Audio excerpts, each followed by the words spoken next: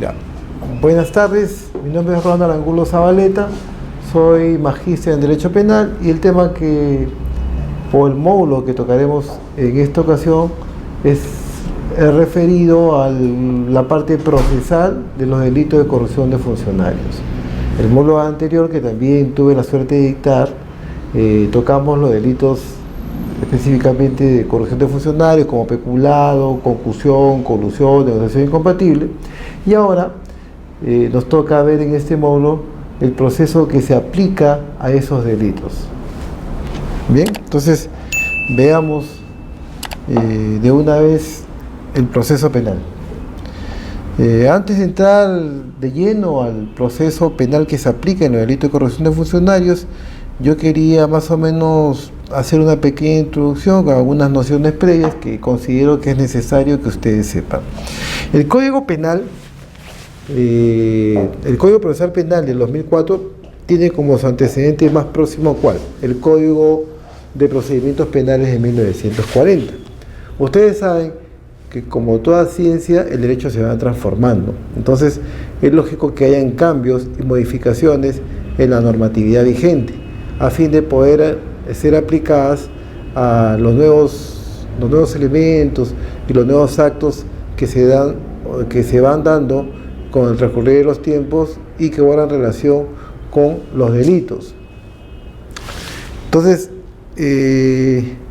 habría que hacer una pequeña diferencia entre el Código de Procedimientos Penales y el Código Procesal Penal del 2004.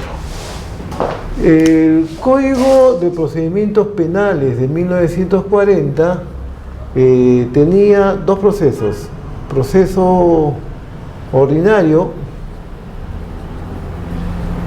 y el proceso sumario, ¿no? El Código Procesal Penal de 2004 tiene varios procesos, pero el proceso que se aplica a los delitos de corrupción de funcionario es el proceso común. Proceso común, que equivale al proceso ordinario del Código de 1944.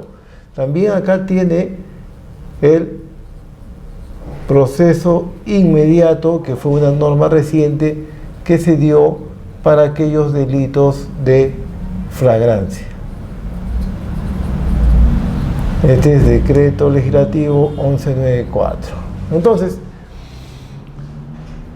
si nosotros queremos hacer o equiparar el proceso ordinario del Código de Procedimientos Penales de 1944 con el proceso actual que viene aplicando el Código Procesal Penal para los delitos de corrupción de funcionarios, tenemos que ubicarlo en el proceso común del Código de Procesal Penal de 2004. ¿Correcto? Hasta ahí la cosa está clara. Ahora, ¿cuáles son las diferencias sustanciales entre uno y otro proceso? El Código de Procedimientos Penales de 1940, cuando hablamos de un proceso ordinario, tenía dos etapas. La primera, la etapa de la instrucción o investigación,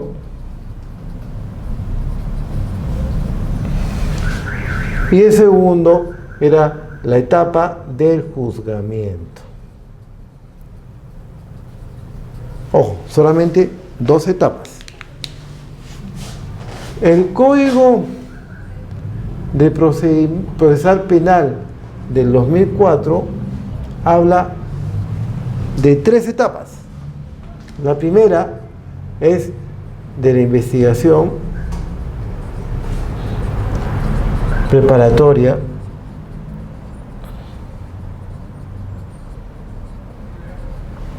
la segunda es la etapa intermedia y la tercera es la etapa del juzgamiento. Entonces, la gran diferencia en cuanto a etapas entre el proceso ordinario del Código de Procedimientos Penales de 1944 Y el Código Procesal Penal del 2004 es que en el de 1940 existían solamente 2 etapas. Y en cambio, en el Código de Procesal Penal del 2004 existen 3 etapas. Pero hay que destacar que, por ejemplo, el maestro y fiscal de la Nación, Pablo Sánchez Velarde, en una obra que tiene, se titula Navegando por el nuevo Código Procesal Penal de 2004, señala que además de esas etapas, hay 2 etapas más. Habla de la investigación, la intermedia, el juzgamiento, la última es la etapa de ejecución,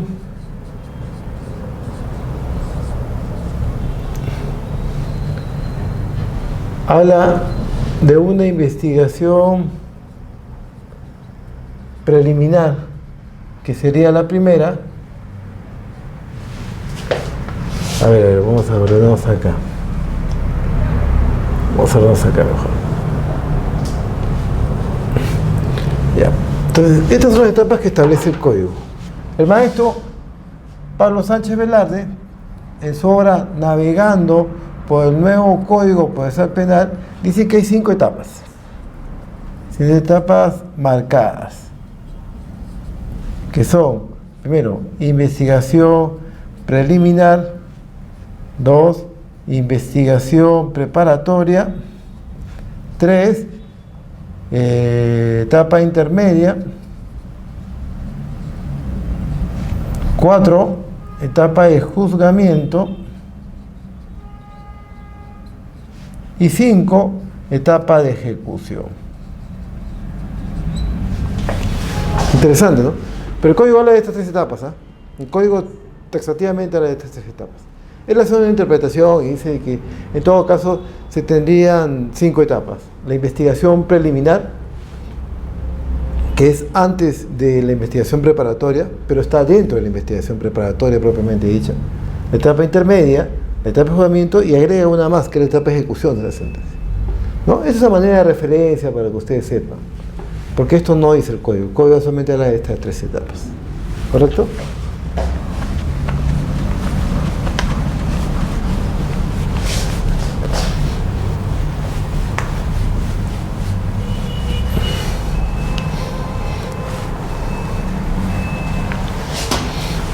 Pues bien, dicho esto, pasaremos entonces a la siguiente diapositiva, donde analizaremos cada una de las etapas del nuevo Código Procesal Penal. Tenemos la etapa de investigación preparatoria. Está a cargo del fiscal y ella también comprende la investigación preliminar, ¿no? Que generalmente es llevada a cabo en la policía o también puede realizarse en el local de una fiscalía, ¿no? Las diligencias preliminares, como dice la diapositiva, es la investigación inicial ante la denuncia que se presenta ante la autoridad competente o cuando de oficio el fiscal decide dar inicio a los primeros actos de investigación. Claro, o sea, acá hay que más o menos detener su dedito. La denuncia puede ser de parte o puede ser de oficio. De oficio, ¿quién la hace? El fiscal, ¿no? Y de parte puede ser particulares,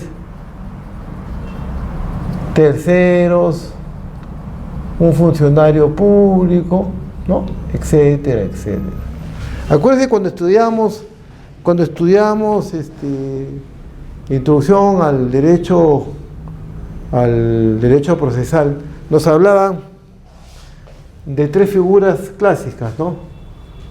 La acción, jurisdicción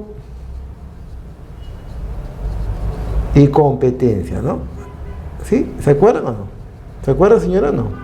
Cuando estudiamos derecho. Ya. La acción es la facultad que tiene cualquier ciudadano para recurrir ante la autoridad competente y denunciar un hecho, ¿correcto? Entonces, en base al ejercicio de la acción es que se produce la denuncia de parte, ¿no? Pero también hay una denuncia de oficio, o sea, el fiscal puede, si advierte que hay un indicio, puede él mismo ordenar una investigación preliminar, ¿no? La jurisdicción es la facultad que tiene el juez para dictar sentencia, y la competencia vendría a ser la facultad que tiene un juez para conocer un caso determinado. O sea, todos los casos yo no lo voy a ver, solamente voy a ver los que están en mi competencia, lo que la ley me faculta conocer. Pero es distinta a la jurisdicción, son dos cosas muy distintas. Bueno, pues ese es otro tema, ese es solamente esa manera de referencia, ¿no? Entonces, una vez que se inicia la denuncia, el fiscal dice: sí, voy a hacer una investigación, voy a ordenar. El fiscal dispone una investigación preliminar. Preliminar porque acá todavía no hay juicio, o sea, no hay proceso. Es a nivel de, ¿no? Es a nivel todavía de fiscalía, pero no hay una formalización de una denuncia. Esta investigación preliminar puede hacerse en la policía, que generalmente es así, o puede hacerse en la propia fiscalía.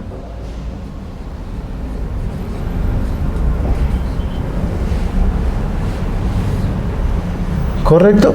O puede ser que la policía, después de realizar ciertas investigaciones o ciertas diligencias, elabore un parte policial o también un atestado y lo envía al fiscal. El fiscal puede decir: un momentito, yo creo o considero que faltan otras diligencias más. Entonces ordena una ampliación de las investigaciones preliminares, señalando qué diligencias a su criterio son las que faltan o las que deben actuarse para tener mayores elementos de convicción si va a formalizar o no la denuncia. Y entonces esa ampliación de las investigaciones la puede hacer en la misma policía o también las puede hacer ahí en la misma fiscalía, o sea, en cualquiera de los dos lugares. Pero generalmente, de acuerdo a la práctica procesal, es la policía la que asiste a la fiscalía, ¿no? Pero acá yo, cuando dicté hace ya varios meses atrás un módulo sobre las audiencias, sobre la finalidad de las audiencias en el nuevo proceso penal, yo cuestionaba mucho a veces la labor del fiscal, con el debido respeto que me merecen los fiscales, en algunos casos, no todos, sino en algunos casos, que ellos actuaban a veces como mera mesa de partes. ¿Por qué digo esto? No porque sean unos funcionarios malos o que no hacen bien su labor. O sea, yo tengo todo el respeto y toda la admiración a los fiscales, pero hay situaciones en donde las decisiones que adoptan a veces no son las más adecuadas, ¿no? Claro, que son casos excepcionales. Por ejemplo, en un delito, por ejemplo, yo denuncio, usted se da cuenta, yo denuncio un delito de libramiento indebido.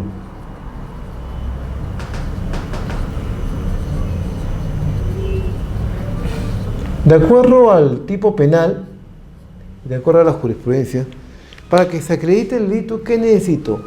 Simplemente que el cheque esté con el sello, ¿no? Que el cheque esté con el sello del banco no pagado por falta de fondos, o que diga que la cuenta ha sido cerrada, ¿no? O sea, el cheque con el sello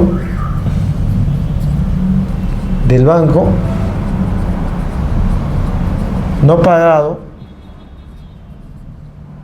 por falta de fondos.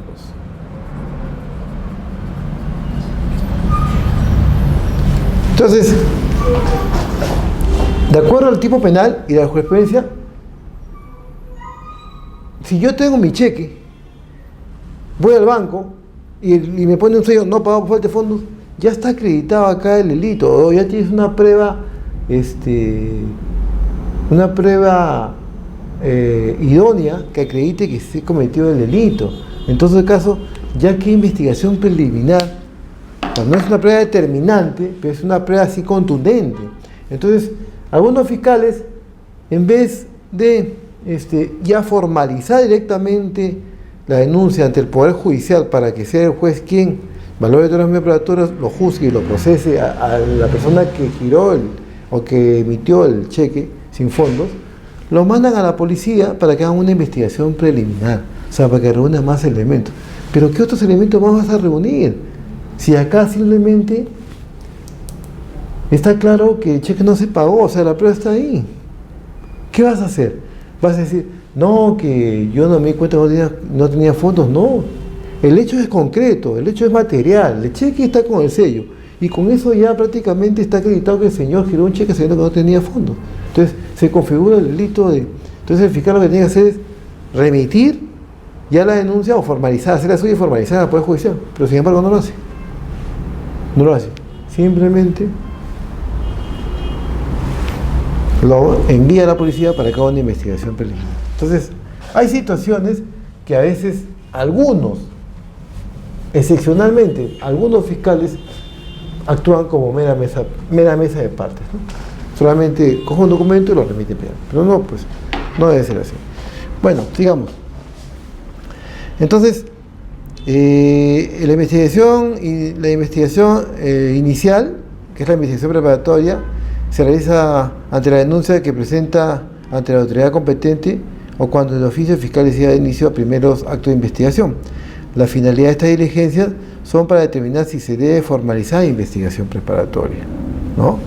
El plazo de esta investigación preliminar es de 20 días, ¿no?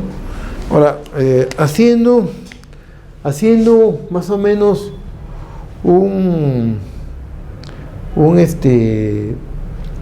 paralelo en cuanto a los momentos o actos del Código de Procedimientos Penales de 1940 y el Código Procesal Penal, la formalización y continuación de la investigación preparatoria que establece el nuevo Código Procesal Penal del 2004 vendría a ser como el auto apertorio de instrucción del Código de Procedimientos Penales de 1940.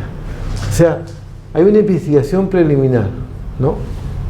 Código de Procedimientos Penales de 1940. Estamos haciendo una comparación. Una investigación preliminar, el fiscal formaliza la denuncia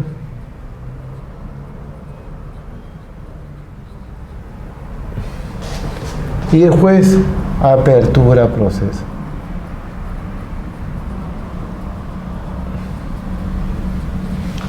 Con el Código Procesal Penal del 2004 hay una investigación preliminar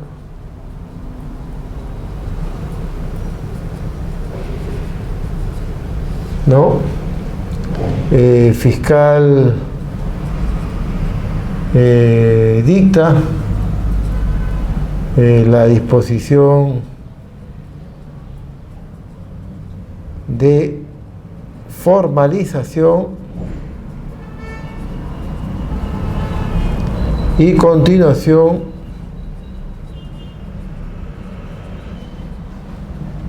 de la investigación preparatoria. Preparatoria.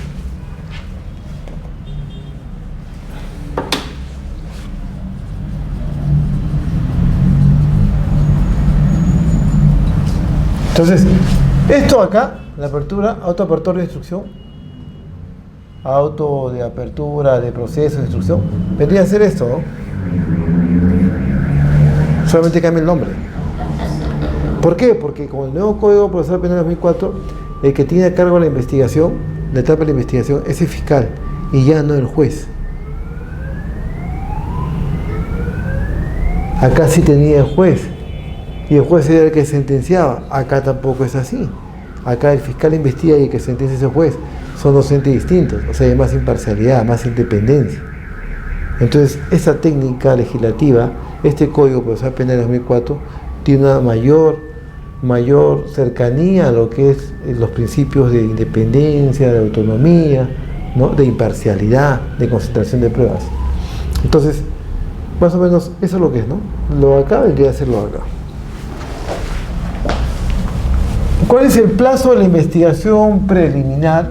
Es de 20 días, dice el Código Procesal de 2004. ¿No? Salvo que existe una persona detenida, ¿no? Ahí tiene que ponerlo a disposición dentro de las 24 horas. Las diligencias preliminares son parte de la investigación preparatoria y no podrán repetirse una vez formalizada. Claro, o sea, si se ha actuado como la investigación preparatoria subsume a las diligencias de la investigación preliminar, ya el fiscal omitirá repetidamente una de esas diligencias porque ya se realizó y está dentro de la investigación. Por eso dice que ya no se repite una vez que se ha formalizado la investigación. Si el caso se vuelve complejo, puede ampliarse el plazo de investigación preliminar hasta por 120 días. Hay un acuerdo casatorio del 2008 de la Libertad que dice que en esos casos podría ampliarse por ese plazo, siempre y cuando se vuelva complejo. ¿Pero por qué se vuelve complejo? Cuando hay varios inculpados, cuando hay varios agraviados, cuando son varios delitos. Entonces en ese caso ya se vuelve bastante complejo. Si fuera uno no hay problema, pero se pone complejo, hay que tomar las declaraciones, ¿no?, a varios detenidos. A veces tú salías en la madrugada porque tenías que tomar declaraciones a 8 detenidos, entonces, ¿no?, se necesitan otros testigos. Entonces ahí se puede ampliar por 120 días.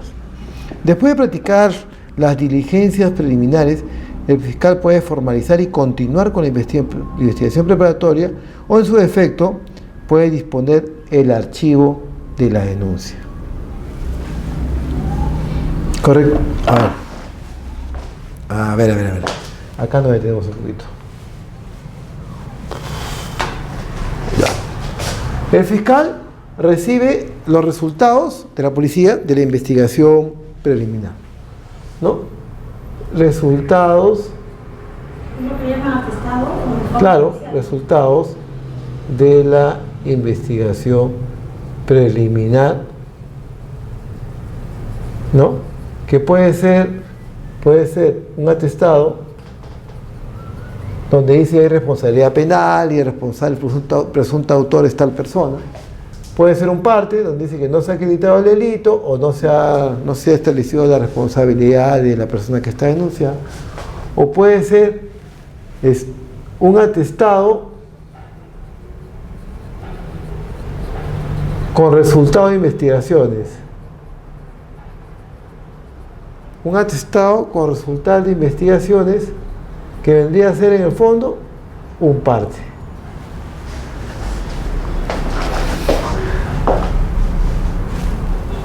Entonces, en base a esto, el fiscal decide. Generalmente, cuando hay un atestado, el fiscal formaliza la denuncia, ¿no? Y cuando hay un parte, el fiscal dispone o emite una disposición de no formalización ni continuación con la investigación preparatoria, o sea, lo archiva. Frente a esta disposición de archivo, la parte que se ve, o sea, el agraviado, la parte que se ve afectada, puede interponer un recurso, se llama requerimiento de elevación de actuados.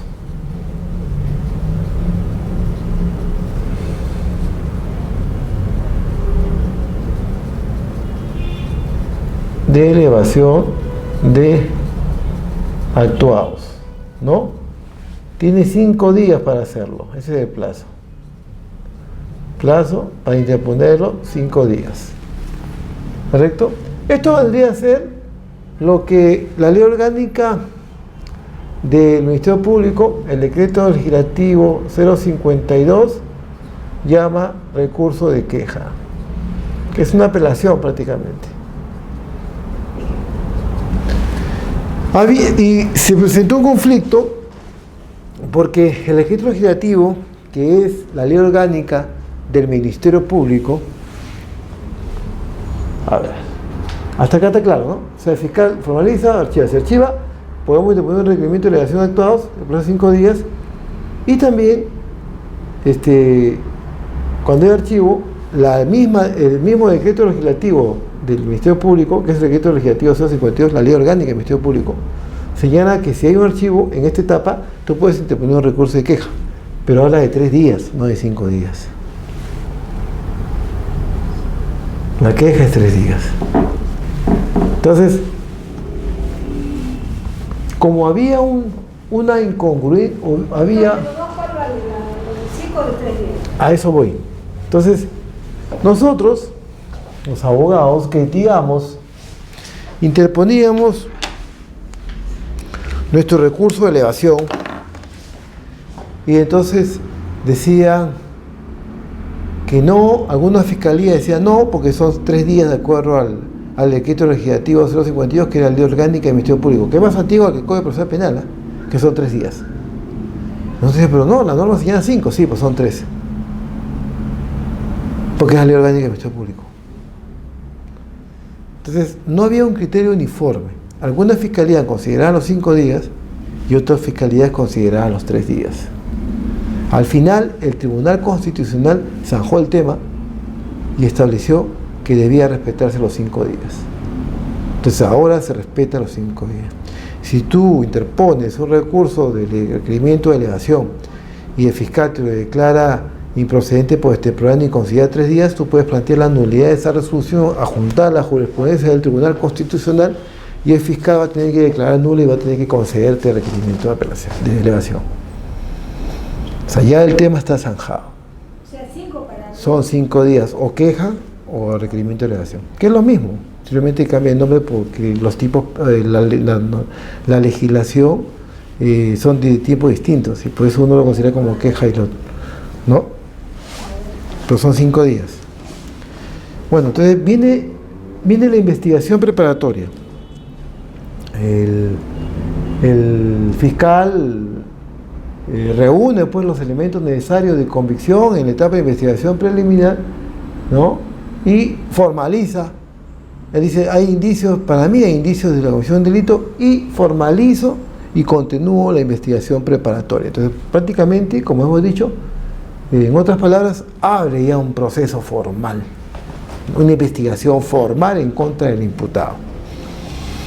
¿Cuál es la finalidad de esta investigación preparatoria? Que es la primera etapa que establece el Código Procesal Penal en 2004. Reunir los elementos de convicción de cargo y de descargo que permitan al fiscal decidir si formula o no acusación, ¿no? Hace un acopio de pruebas, ¿no? También lleva a cabo otras diligencias, ¿no? Para tener mayores elementos de convicción y determinar si en realidad vale la pena o no denunciar, o también puede pedir que se archive. Le permite al imputado preparar su defensa, ¿no? El imputado también puede leer el expediente, pedir la lectura del expediente, revisar cuáles son los pruebas de cargo y descargo, cuál es la teoría del caso del fiscal, y él también formular su propia teoría en base a sus descargos. Determina si la conducta imputada es delictuosa, las circunstancias o móviles de su comisión, la identidad del autor o partícipe y de la víctima. Determina la existencia del daño causado también, ¿no? ¿Cuáles son las características de la investigación preparatoria? La dirección está a cargo del fiscal.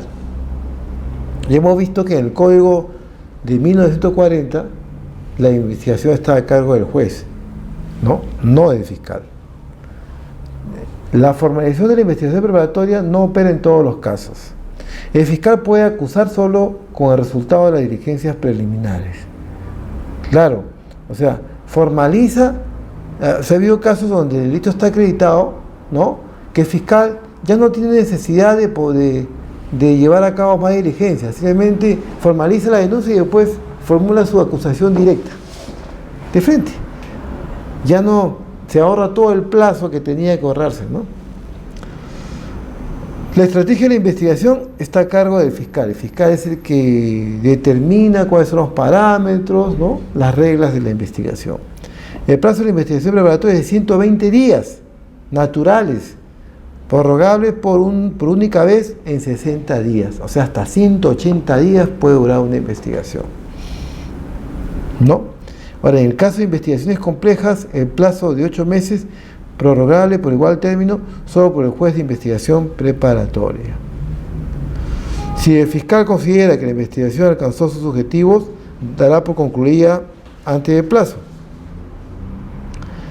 Pero ¿qué pasa si el plazo de investigación se vence y el fiscal no lo concluye, las partes en ese caso pueden solicitar una audiencia de control de plazos, ¿no? Y le dicen, señor juez, al juez se presenta, juez de investigación preparatoria, le dice, señor juez, esta investigación era de 120 días, se ha prorrogado por 60 días más, no es compleja, no ha sido declarada compleja por el fiscal, y sin embargo han pasado 200 días y todavía el fiscal no saca la resolución de que da por concluida la investigación preparatoria y se está dilatando necesariamente el tema. Por favor, haga un control de plazos. El juez cita al fiscal y a la otra parte a una audiencia y escucha las posiciones de cada uno, ¿no? Y si declara fundada la solicitud de control de plazo, entonces le dice al fiscal que dé por concluida la investigación preparatoria y que en todo caso formalice su requerimiento, ya sea de acusación o de sobreseimiento. Eso en cuanto a la primera etapa. Después tenemos la etapa intermedia, que vendría a ser la segunda etapa establecida en el Código Procesal del 2004. Es el momento de saneamiento del proceso. Controla lo actuado en la investigación y el sustento de la acusación o del pedido de sobreseimiento, verificando las garantías procesales. Concluida la investigación, el fiscal decidirá. Ojo, o sea que esa etapa intermedia actúa como un saneamiento procesal, ¿no? En lo civil, con el Código Procesal Civil, usted sabe que hay una audiencia de saneamiento, donde el juez verifica, vuelve a revisar la demanda, vuelve a revisar los medios probatorios, vuelve a revisar si hay excepciones, ¿no? Si hay cuestiones previas. Entonces, se fija más que todo si hay errores en la forma, ¿no? Que pueden ser corregidas. Si hacemos un paralelo en cuanto al proceso penal con esa audiencia de saneamiento, podríamos afirmar, sin temor a equivocarnos, que la etapa intermedia es para eso, es para corregir errores, ¿no? Y en todo caso establecer los presupuestos, ¿no? De cargo o de descargo, a fin de que el fiscal pueda determinar si formaliza acusación o simplemente pide sobreseimiento. El sobreseimiento es el archivamiento del caso por falta de pruebas, pero siempre respetando las garantías procesales, ¿no? Entonces, el fiscal, una vez que está ya en la etapa intermedia, tiene dos alternativas. Primero verifica todo lo que se ha actuado y ahí tiene dos alternativas. Puede formular acusación, o sea, puede emitir un requerimiento acusatorio, ¿no? O puede emitir un requerimiento de sobreseimiento, pero también, valgan verdades, puede emitir un tercer requerimiento, que puede ser un requerimiento mixto. O sea, en una parte, o sea, el fiscal puede emitir tres requerimientos. Requerimiento acusatorio, puede emitir un requerimiento de sobreseimiento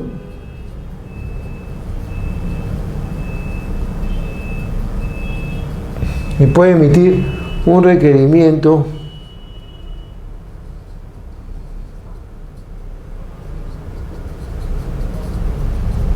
mixto. ¿Qué cosa quiere decir? Que puede ser acusatorio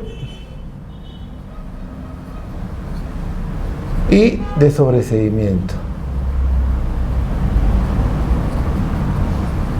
Por un lado acusa y por otro lado pide el archivo.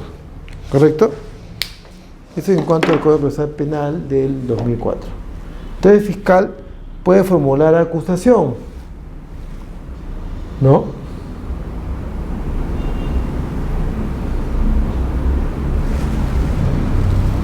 Puede formular acusación.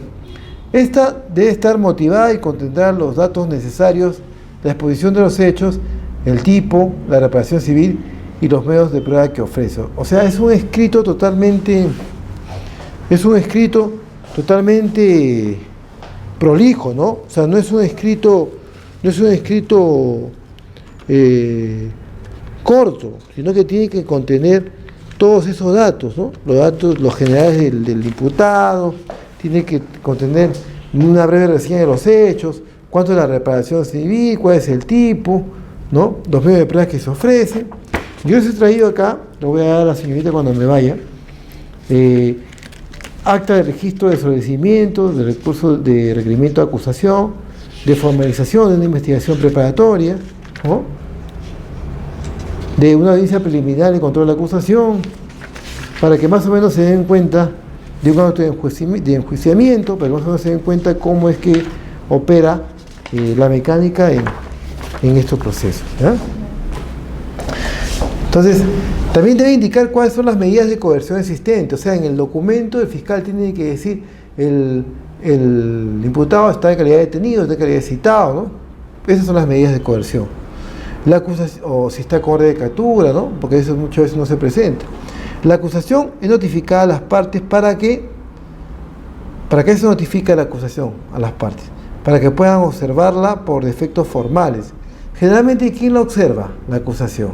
Es la parte imputada, pues, porque la parte agraviada no va a observar una acusación porque prácticamente a él le conviene, ¿no? Porque él quiere que se le acuse, que se le sancione, que se le sentencie y se le condene. Si el fiscal está acusando, es porque está pidiendo pena y está pidiendo también una reparación civil. Entonces, generalmente, el que trate de observar por efectos formales es el imputado, pero a veces se olvida que solamente es por efectos formales y trata ya de irse por la rama o por la tangente y alega una serie de situaciones y hechos que nada tiene que ver con aspectos formales. Pueden deducir excepciones y otros medios de defensa. Generalmente las excepciones que planteas es la excepción de naturaleza de acción, ¿no? Pero sin fundamento alguno, pues no. Por eso muchas de esas son declaradas improcedentes. Las partes también pueden pedir la actuación de una prueba anticipada, ¿no? Porque en base a esa acusación, él puede decir, ¿sabe qué? El señor está grave y le han dado un mes de vida.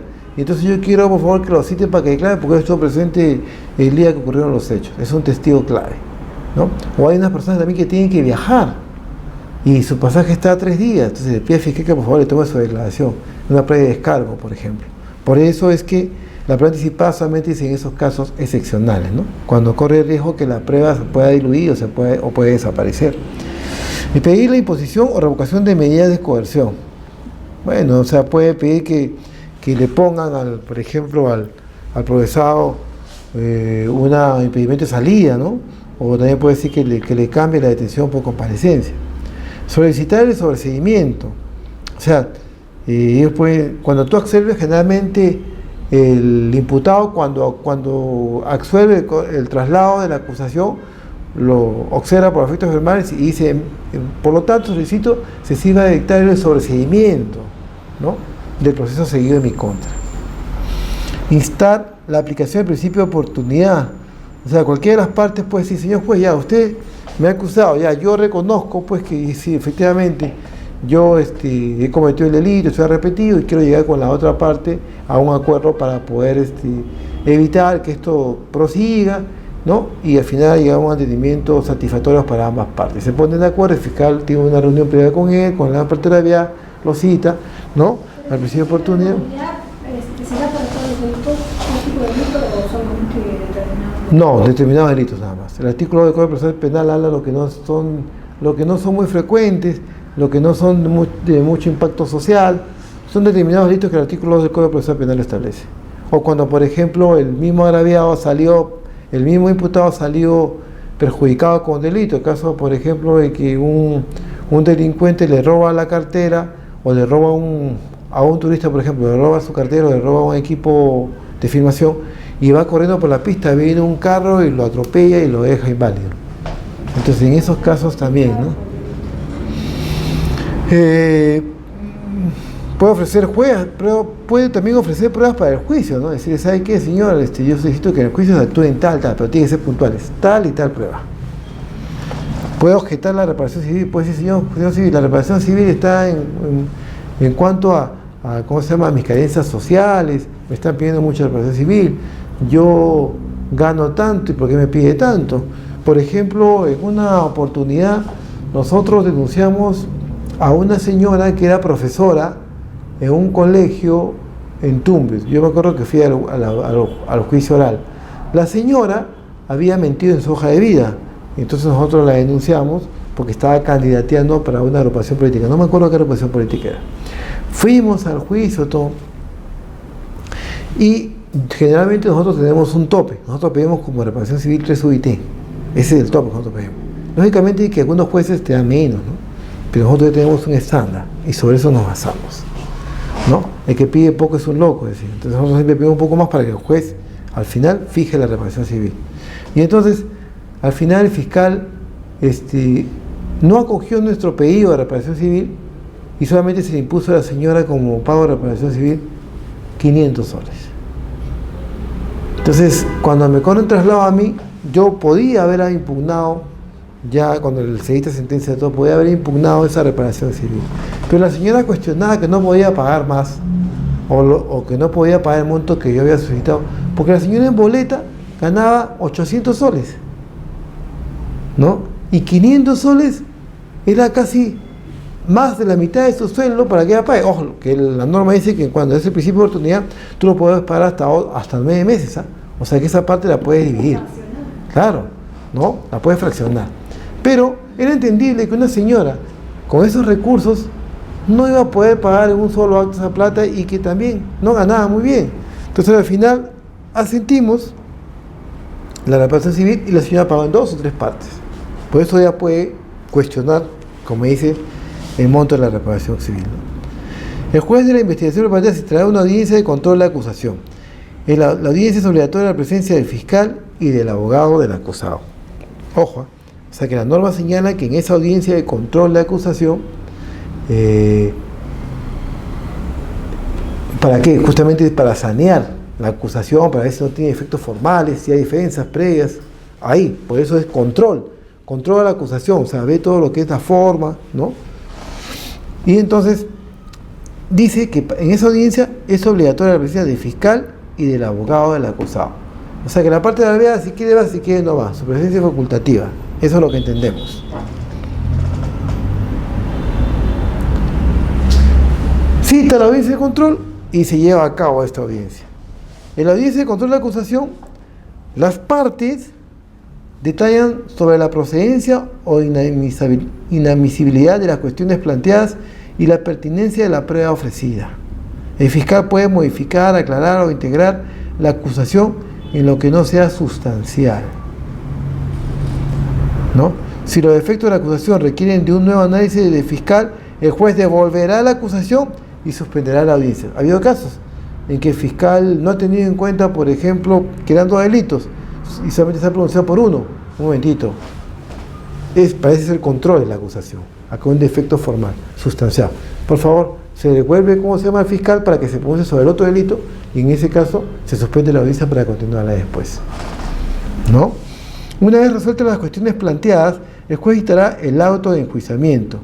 El juez se pronuncia sobre la procedencia de las medidas de coerción. Claro, o sea, ya una vez que está saneado el proceso, que ya se realizó el control, el juez dice, bueno, ya, entonces voy a dictar el auto de enjuiciamiento citando a todas las partes para tal fecha, a fin de que comience el juicio oral. Ahí comienza el juicio oral. Ahí comienza el debate del contradictorio, del adversarial, de las partes que defienden su posición, tanto el abogado de la defensa como el fiscal, ¿no? Entonces, eso es lo que sucede en la audiencia de control de acusación. Pero también dice el código que el fiscal no solo puede o tiene la facultad de formular acusación, también el fiscal, de acuerdo a las pruebas que tiene o que ha reunido en la etapa de investigación preliminar o en la etapa de investigación preparatoria, también puede solicitar el sobreseimiento, puede emitir un requerimiento de sobreseimiento, ¿no? En ese caso, ¿en qué casos procede ese requerimiento de sobreseimiento? Si el hecho no se realizó o no puede atribuirse al imputado. En ese caso, pide el sobreseimiento. Si el hecho no es típico o concurre causal de justificación, ¿no?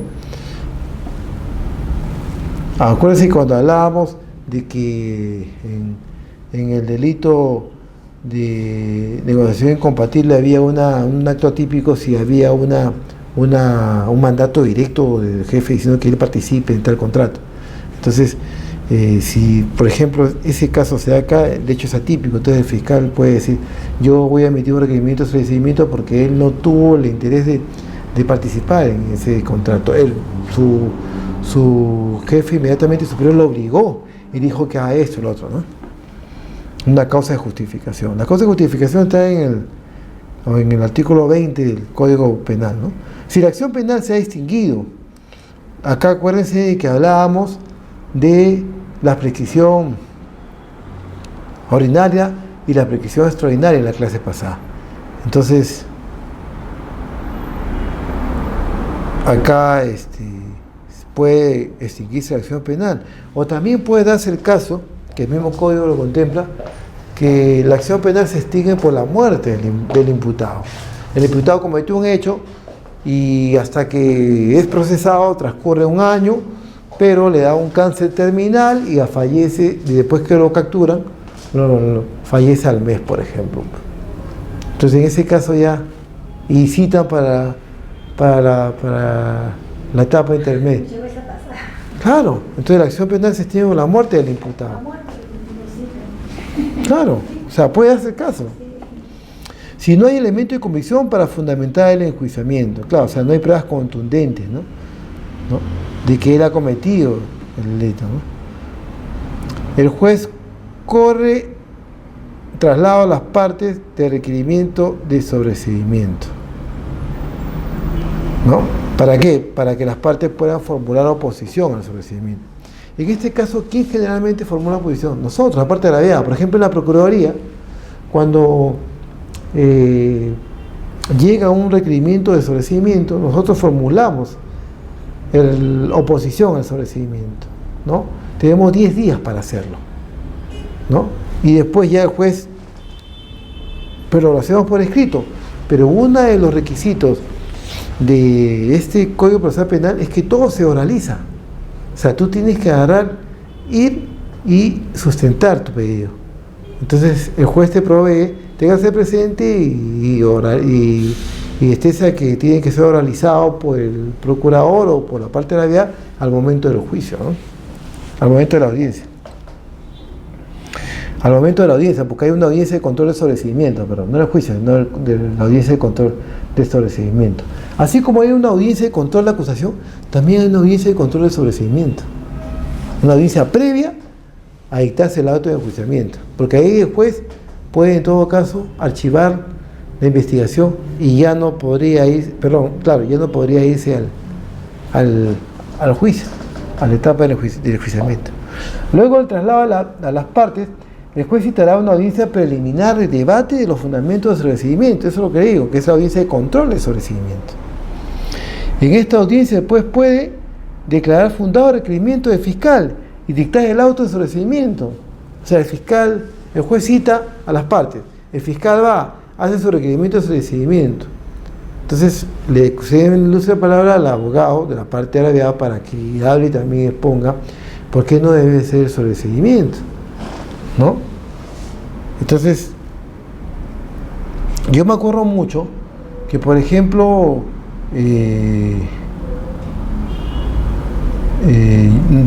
nosotros la Procuraduría tuvimos un caso donde,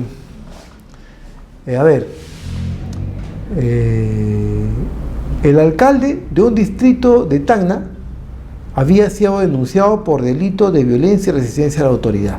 ¿Por qué? Porque habían solicitado su vacancia al cargo de alcalde, y de acuerdo a la Ley Orgánica de Municipalidades, cuando ingresa la solicitud, el Consejo, que está incluido los regidores con el alcalde, tienen 30 días para poder resolver esa solicitud de vacancia. 30 días, no tiene más. Pero, ¿qué sucede en la práctica? Muchas veces, como el alcalde está con los regidores, son amigos de él, o tiene la mayor parte de los regidores que son de su grupo político, dilatan el trámite para resolver. Y entonces se enferman o que alegan que no han sido notificados, que estaban enfermos, que no fueron, y al final se dilata más de los 30 días. Entonces, ¿qué hace la parte que solicita la vacancia? Porque cualquier ciudadano lo puede solicitar, lógicamente con una causal establecida en la norma. Va al jurado y le dice, señor jurado, que es de segunda instancia, porque la primera instancia tendría que ser el consejo, y le dice, señor del jurado, estos señores están dilatando, yo he presentado mi solicitud, y al final de cuentas no se han pronunciado. Entonces el jurado, como órgano colegiado y como órgano superior, le dice al consejo, señores, ¿sabe que hay una queja acá? Ustedes tienen 8 días para que se pronuncie, porque ya pasó el plazo de 30 días. Bajo procedimiento de remitirse copias de lo actuado al Ministerio Público para ser denunciado por delito de violencia y resistencia a la autoridad. Porque es una disposición. También que pone un alto a esas personas que paran dilatando. Claro. Es el jurado actúa en segunda instancia. Entonces, llega la notificación del jurado al consejo, el consejo no hace caso, no resuelve 8 días, dijeron que no se instaló, en que convocaron dentro de los 3 días una sesión para ver justamente el caso de la vacancia, y 4 regidores no fueron. Dijeron, no se pudo instalar válidamente el consejo por la inasistencia de 4 regidores. Bueno, entonces, como no resolvieron, el señor comunicó al jurado, no había ningún pronunciamiento, el jurado de las elecciones hizo efectivo el apercibimiento y remitió copias al Ministerio Público. Entonces la denuncia. Se hace la investigación todo y el fiscal dice, no, que cómo se llama, que la fiscal, me acuerdo, decía, no, que solicito solicimiento, yo fui a la audiencia, solicito el solicitamiento de la causa porque no se ha acreditado el delito por cuanto no se pudo realizar materialmente la audiencia porque 4 regidores no estaban cuando el jurado lo requiere, no pudieron asistir y por eso de que no está materializado el delito. No ha habido dolo para poder frustrar la audiencia, simplemente no fueron porque estaban enfermos y al final de cuentas no se llevó a cabo. Pero no es por culpa de ellos, sino por una causa ajena. Ese es el argumento del fiscal, ¿no? Entonces yo agarré y cuando porque primero lo escuchan a él, y después me pasaron a mí la palabra, y yo también fundamenté por qué no debía declararse de sobreseimiento, sino más bien debían de formalizar la acusación. ¿Por qué? Porque le dije, señor magistrado, pero acá hay un hecho concreto. No se tomó la manifestación a esos cuatro regidores que no fueron a la audiencia y no se les ha preguntado por qué no fueron. No había sustento. O sea, está bien, dicen, no han asistido, está bien, pero ¿por qué no asistieron? ¿Por qué no lo dicen? Yo estoy enfermo, me caí en la cama, o me fui de viaje, tiene que sustentarlo, o sea, porque se presume que ellos no fueron para poder frustrar justamente la audiencia. Entonces había varias diligencias que no se habían actuado. Al final, el fiscal, el juez, dispuso que se formalice el requerimiento de acusación, ¿no? Y el proceso siguió, todavía está en trámite. Entonces, puede declarar fundado el requerimiento y dictar el auto de sobreseimiento. Ese auto de sobreseimiento me lo va a notificar, lo notifica en la parte de la vía. Yo puedo apelarlo, tengo 3 días para apelarlo, o sea, también es apelable. Si apelo, elevar los actos al fiscal, puede también elevar los actos al fiscal superior para que se ratifique o rectifique de la solicitud del fiscal. O sea, el juez no está de acuerdo pues con lo que dice el fiscal de primera instancia, el fiscal de primera instancia. Dice, no, pero él quiere que se sobresea la causa y a mí no me parece. Para mí sí debe haber un requerimiento acusatorio, entonces lo eleva en consulta al fiscal superior. El fiscal superior resuelve. Si el fiscal ratifica el requerimiento de sobreseimiento del fiscal de primera instancia, entonces ahí queda todo. El juez no le queda otra que agarrar y dictar el auto de sobreseimiento. Pero si rectifica, ¿no?, y ordena y dispone que el fiscal emita un requerimiento de acusación, el fiscal de primera instancia tiene que cumplir con lo ordenado por el superior, ¿no? Ahora, el sobreseimiento tiene carácter definitivo también, ¿eh? Una vez que está consentido, tiene carácter definitivo ya. y se levantan todas las medidas coercitivas y personales y reales, o sea, embargos que hubieran, si se hubieran expedido justamente en contra del imputado. Eso es en cuanto a la etapa intermedia. Ahora veamos la etapa de juzgamiento o juicio oral. Esta es la tercera etapa. Está a cargo del juez penal, ¿no? Pero si queremos aplicar la denominación correcta, vendría a ser a cargo del juez de investigación preparatoria, ¿no? Así se llaman acá en el Perú, juez de investigación preparatoria. En otros países como Chile, por ejemplo, lo llaman juez de garantía, ¿no? Se inicia con la citación al juicio oral, ¿no? Se cita al juicio oral y constituye la fase de preparación y de realización del juicio oral y culmina con la sentencia. La parte principal es el juicio oral, donde las partes debaten sobre la prueba que busca de convencer al juzgador sobre la inocencia o culpabilidad del acusado.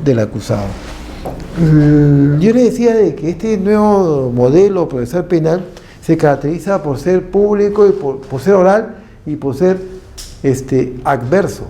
O sea, es de una tendencia adversatoria, ¿no? O sea, ¿por qué? Porque cuando hablamos de que es adverso, es que cada quien tiene una posición que está encontrada, ¿no? Entonces son adversas las posiciones y cada quien tiene la facultad de poder convencer al juez de investigación preparatoria de que su posición es la que más se aplica a la verdad de los hechos, es la real y es la que debe ser de fundamento para que el juez tome la decisión final si lo condena o en todo caso lo absuelve al acusado. El debate se rige por los principios acusatorio, contradicción y de legalidad. Claro, acusas, formula acusación, porque para eso llegas al juicio, ¿no? Indicando cuáles son los hechos por los cuales el fiscal está acusando, ¿no? Pide pena y también solicita el pago de una reparación civil. Y contradictorio, ¿por qué? Porque le permite a la parte acusada poder hacer sus descargos, ¿no? Formular un debate. Y de igualdad, porque ahí se aplica el principio de igualdad de armas. Los dos tienen los mismos derechos, las mismas facultades. Esta fase se concentra en una o varias sesiones y bajo los principios de oralidad, publicidad y concentración. Los principios los vamos a ver seguidamente de esta etapa. En la etapa de juzgamiento le corresponde al juez la dirección del juzgamiento. Ojo que acá hay que tener en cuenta dos cosas, ¿no? Que es diferencial del Código de Procedimientos Penales. Por ejemplo, el Código de Procedimientos Penales de 1940, ¿no? Había un proceso sumario, ¿correcto? Había un proceso sumario.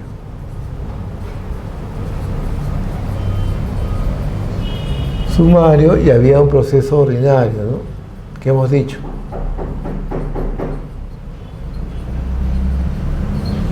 Este es decreto legislativo 124, ¿no? Generalmente todos los delitos eran en este proceso. Y los otros delitos, como robo agravado, ¿no? Como tráfico ilícito de drogas, se ventilaban en este proceso de acá, ¿correcto? Pero la característica de este proceso sumario, por ejemplo, era de que el que investigaba era el mismo juez que sentenciaba.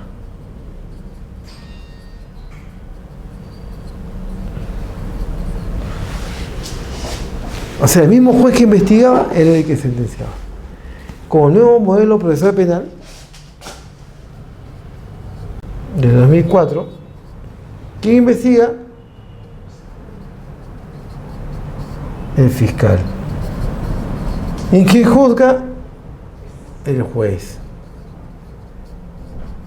O sea, son dos órganos totalmente diferentes, ¿no? Y eso es lo bueno acá.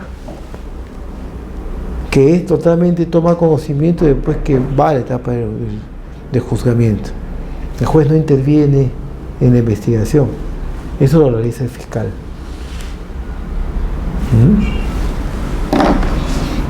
La etapa del juzgamiento le corresponde al juez. La dirección del juzgamiento, la dirección y control de la actividad probatoria le corresponde también al juez. El uso de medios disciplinarios, así como los de control del juicio, también le corresponde al juez. La resolución de las incidencias que se presentan en el juicio, la deliberación o resolución final o sentencia también le corresponde al juez. La concesión de los medios impugnatorios también le corresponde al juez. Entonces, en juicio oral, luego que se produce el debate de los argumentos de cargo y de descargo, tanto por el fiscal como el abogado de la parte acusada, el juez va a emitir un fallo que puede ser condenatorio o puede también ser absolutorio. Depende de las pruebas que se han aportado, de acuerdo a cómo cada quien haya defendido su posición y le haya dado al juez la certeza o los elementos necesarios para llegar justamente a esa convicción. ¿Sí? Pero entonces vamos a los principios del juicio oral. El juicio oral señala que es oral, implica que el debate y todos los actos procesales que se desarrollan en un juicio deben realizarse utilizando la palabra hablada. ¿Qué pasa?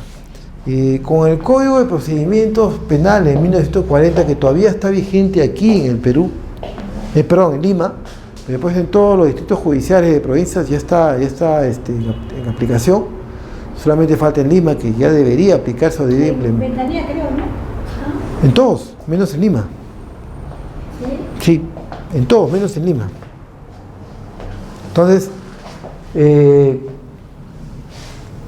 por ejemplo, no se aplicaba mucho la oralidad, era mixto, era por escrito y era mixto. Decía que en la etapa de la investigación el proceso era escrito, en la etapa del oral, en la etapa del juicio oral era justamente realizado. Pero no es así porque, por ejemplo, tú presentabas unos documentos, ¿no? O presentabas unas pruebas, ¿no? Y el relator le daba cuenta a la sala, por ejemplo, o al juez, del escrito que habías presentado. O tú pedías que se lea unas piezas del expediente, ¿no? Unas piezas de tus pruebas de cargo, por ejemplo. Solicito a la sala, solicito al juez, leer las piezas de data. Entonces la leía. Entonces no había mucha oralidad. Más que todo era todo escrito, ¿no? No se desterraba la escritura, siempre estaba presente. Con este nuevo Código Procesal Penal, con este marco normativo procesal de 2004, la figura cambia. Ahora todo es oral. Yo presento un escrito al juez, ¿no? Y el juez me va a pedir que lo oralice. O sea, de todas maneras, lo va a tener en cuenta, pero la audiencia pertinente yo tengo que oralizar, ¿no? Yo tengo que explicar cuáles son los fundamentos. Y de ahí le corre traslado a la otra parte inmediatamente. Y la otra parte también tiene que oralizar. Por eso hay que tener bastante cuidado y estar tomando nota. Por ejemplo, la acusación, el fiscal se va a sentar a tal cosa. Tú tienes que tener un cuadernito ahí y estar aplicando. Para que después cuando tú hagas el uso de la palabra o hagas el contradictorio, tienes que decir, con respecto a esta prueba de acá, dice esto. O sea, tienes que ir fabricando ya tu teoría del caso. Entonces acá lo que predomine es la oralidad. Por eso se recomienda a los abogados que están litigando con este nuevo Código Procesal Penal de 2004 es que realicen cursos de especialización en litigación oral, porque en realidad lo que se necesita acá es que tú tengas destrezas para poder expresarte y poder plantear bien tu teoría del caso. Inicialmente el Código Procesal Penal, cuando comenzó a aplicarse en todos los distritos judiciales de las circunscripciones del territorio nacional, tuvo algunos problemas, ¿no?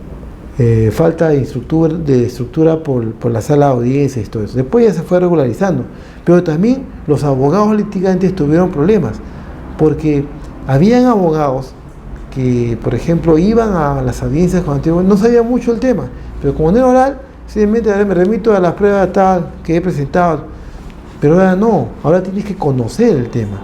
O sea, si tú vas a un juicio con el nuevo Código Procesal Penal, tienes que conocer el tema, porque si no lo conoces, puedes quedar mal, puedes perjudicar a tu cliente y también puedes cometer ciertos errores que pueden ser perjudiciales tanto para ti como para tu cliente.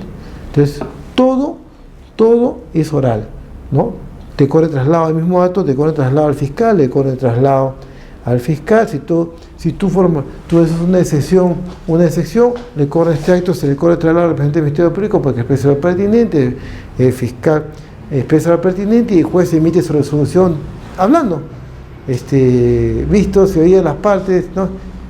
Ustedes, por ejemplo, han visto el video de la chica esta, de la policía, que la agrede en el aeropuerto, que agrede a una autoridad y fue a juicio, ¿no? Con la nueva cosa por la ley de fragancia, agredió a un policía, estaba filmado. Entonces ahí mismo no vieron que le corren traslado de lo que hice al fiscal, al juez, a la parte civil. Así es, o sea, todo es oral. Y el juez también dicta su resolución de forma oral. O sea, el juez ya, no es que el juez puede reservarse para hacerlo después de unas horas, o puede dictar en ese momento, pero todo es oral. O sea, el juez no está leyendo, como por ejemplo el caso de Montesinos, donde con el Código de Procedimientos Penales de 1940, en la sala de San Martín, la relatora comenzó a leer toda la sentencia, ¿no?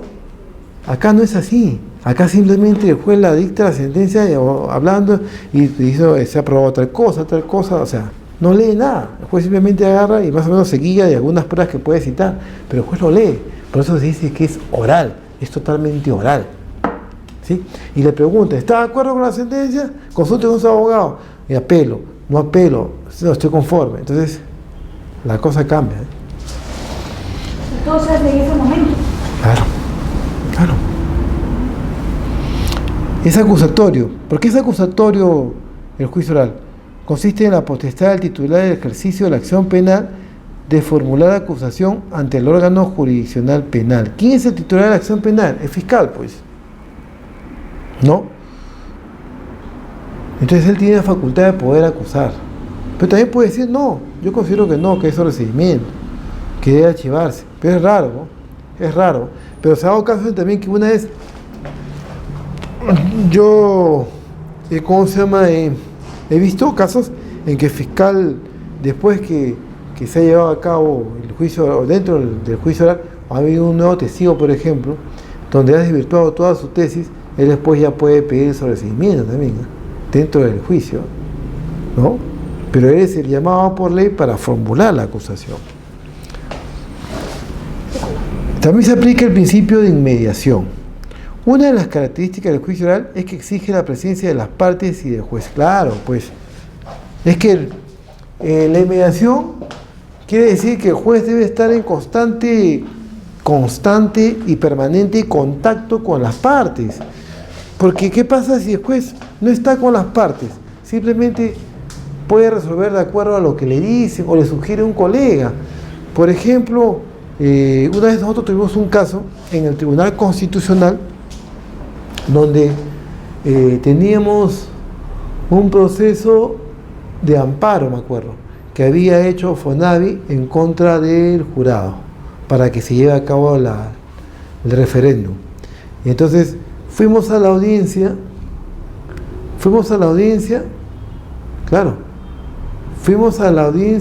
a hacer el informe oral, pero no participaron todos los magistrados. Habían dos que no habían asistido. Y entonces la resolución iba a ser firmada por todos, pero posteriormente cambiaron a uno de los magistrados. Al final se tuvo que hacer una audiencia complementaria para que esos dos magistrados que no habían escuchado los alegatos de las partes en ese proceso puedan escuchar, porque tenía que haber la inmediación. Porque si no, ellos, ¿en base a qué iban a resolver? A lo que le decían sus colegas que habían estado en la audiencia, en la vista de la causa, no. Ellos tenían que tener contacto con las personas, con las partes, y escuchar y hacer las preguntas del caso. Entonces la inmediación es muy importante en el tema del juicio oral. Por eso es que el juez tiene que estar siempre, en todo caso, presente en toda la diligencia o en todo el periodo que dure el juicio oral. La contradicción. Este principio garantiza el debate de las partes en el proceso penal. Esto es, el fiscal que acusa y el abogado que defiende. Claro, o sea, como le dije,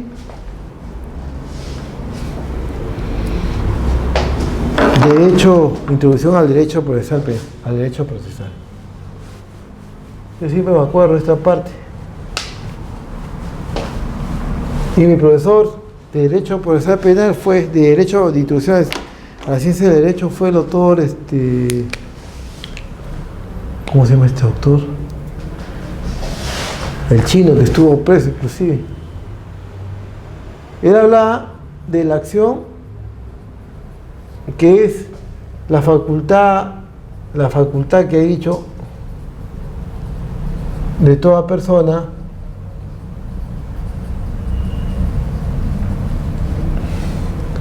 a denunciar un hecho, ¿no?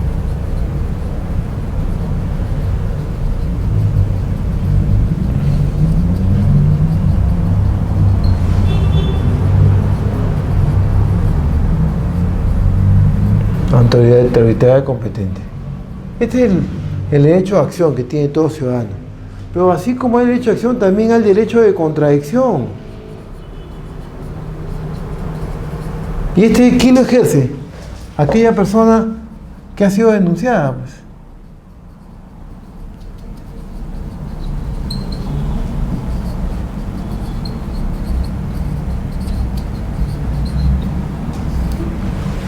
¿No? Entonces, hay derecho de acción y contradicción. Claro, lógicamente, porque yo no voy a creerle a todo lo que me dice la persona también me puede mentir, puede ser una denuncia mendaz, una denuncia calumniosa.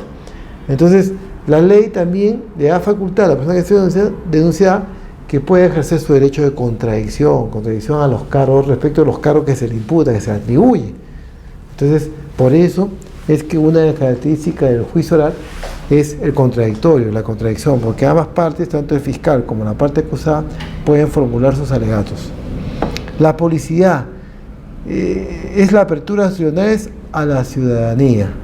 Esto acá, esta característica del juicio oral es buena en cierta medida porque algunos autores señalan que con esto tú de todas maneras también lo cautelas que los jueces hagan su labor como debe ser, que los jueces se pongan de manifiesto de manera imparcial dentro del juicio. No es que están siendo observados, entonces y los jueces van a tener más cuidado en realizar sus labores. No quiere decir que sean jueces malos, simplemente que le van a poner mayor empeño para que las cosas salgan bien. Generalmente, por ejemplo, cuando hay un caso sonado, la audiencia es pública. Entonces, ¿qué sucede? Viene la prensa. Entonces los jueces se cuidan mucho de no ser cuestionados por la prensa. Y ellos llevan a cabo las diligencias con el mayor celo y la mayor rigurosidad respecto de su labor como juez. Ahora, pero no todos los casos son públicos. Hay casos, por ejemplo, en donde no son audiencias privadas, como por ejemplo contra los delitos contra el honor sexual, por sobreguardar por sobreguardar la integridad de la víctima, ¿no? O cuando tiene que ver con la seguridad nacional también. O sea, hay temas que son delicados que lamentablemente no pueden ser públicos, tienen que ser reservados, ¿no? Que son casos excepcionales, pero generalmente la audiencia es pública. O sea, tú puedes ir, sentarte y escuchar, por eso es pública. O sea, nadie te puede decir, no, tú no puedes estar acá, sí, puedes estar como observador porque es público, ¿no? La imparcialidad.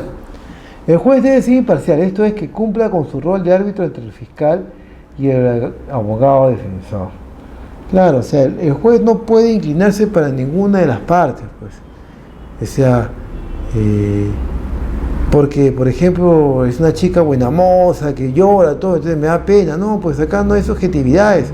Acá tú tienes que resolver lo que hay dentro del expediente. Tienes que ver las pruebas de cargo y de descargo, ¿no? O porque es un joven que ha sido detenido, yo lo conozco, vivía por mi casa, entonces nadie sabe eso, pero en todo caso voy a darle la mano. No, señores, o porque ha sido tu alumno. Yo particularmente, antes de ser procurador, siempre me he dedicado a litigar, y yo litigaba mucho en el campo penal, por eso me incliné por la especialidad y saqué mi título de magíster en Derecho Penal. Y un día me tocó hacer una defensa ¿no? Yo estaba defendiendo a unos jóvenes que eran 3 jóvenes que habían sido capturados saliendo de la aduana de Tacna porque habían sido captados por esta gente que te dice, oye, hermano, ¿sabes qué? Llévame esto a Lima y yo te puedo dar el pasaje, ¿no? Y evadían los tributos, porque podías llevar hasta $1000, creo, en mercadería. Entonces vendía, tú estabas ahí. Inclusive cuando yo viajé a veces se me acercó gente, y por eso comprendía el caso mejor que otros, que tú estás ahí y te decían, vas para Lima, hermano, llévame esta caja y yo te pago tu pasaje. Y estos jóvenes eran estudiantes y se habían ido de vacaciones de la universidad, se habían ido a pasear a Tacna, a comprarse ropa, todo, pero se quedaron sin plata. Entonces les pagaron los pasajes y se valoraban 3. Y cuando pasan a aduanas, revisan el equipaje y advierten que cada uno había comprado un equipo de sonido, pero uno tenía la boleta 1506, el otro 1507 y el otro 1508. O sea, los 3 han comprado. ¿Con qué plata ustedes? Entonces ya se pusieron nerviosos todo y al final uno dijo, ¿sabe qué? Sí, nosotros nos capturó una persona de sexo femenino, nos dijo que nos paga el pasaje, todo. Entonces ya habían reconocido. Los capturaron, los trajeron a Lima. Y cuando yo hago la defensa, yo estaba por uno de ellos, eran 3. Y yo estaba por uno de ellos y los 2 tenían cada uno su abogado. Y el abogado de la otra parte era Gerardo Castro Rojas, que fue viceministro de Justicia en la época de Aurelio Pastor. Entonces, porque él era secretario general de la universidad donde yo estudié. Y entonces, hola Cholito, ¿cómo estás, hermano? ¿Cómo estás? Yo voy a plantear esto. Y me decía, no, vámonos por la reserva de fallo condenatorio. La reserva de fallo condenatorio. Decía, no podemos ir por ahí, Gerardo, porque la pena no es menos de 4 años, o sea, no es 3 años. Tenemos que ir más bien porque se rebaje la pena por debajo del mínimo legal, porque han reconocido, están confesos, están arrepentidos. Uno no debe ser el Código de Procedimientos Penales. Entonces decía, ya Cholito, vamos así. Total, que fuimos a la audiencia. Y dentro de ese colegiado, porque era un proceso ordinario y había 3 magistrados, el presidente había sido mi profesor. Y me conocía. Inclusive yo he sido delegado de su curso y otros cursos más. Y entonces el magistrado actuó con total imparcialidad, o sea, no es que me haya favorecido, ¿no? Vio que efectivamente los chicos estaban confesos y que habían sido captados por otra persona y que no eran estudiantes de Derecho, eran estudiantes de Ingeniería, creo. Entonces le puso una pena suspendida, ¿no? A los 3. Pero a mí fue el que me comenzó a hacer más preguntas. O sea, yo que había sido su alumno, entonces en vez de ser un poco contemplativo, más me preguntó, no, pero usted, ¿por qué? Entonces yo trataba de darle mi explicación y sustentar mi posición en favor de mi patrocinado. Pero al final salió bien la cosa, ¿no? Pero entonces voy a eso, o sea, así tú lo conozcas, así tú vayas teniendo una relación de alumno, profesor, ¿no? De pupilo, maestro, qué sé yo. Entonces el juez debe ser totalmente imparcial, ¿no? Y eso se viene dando, ¿no? Se viene dando.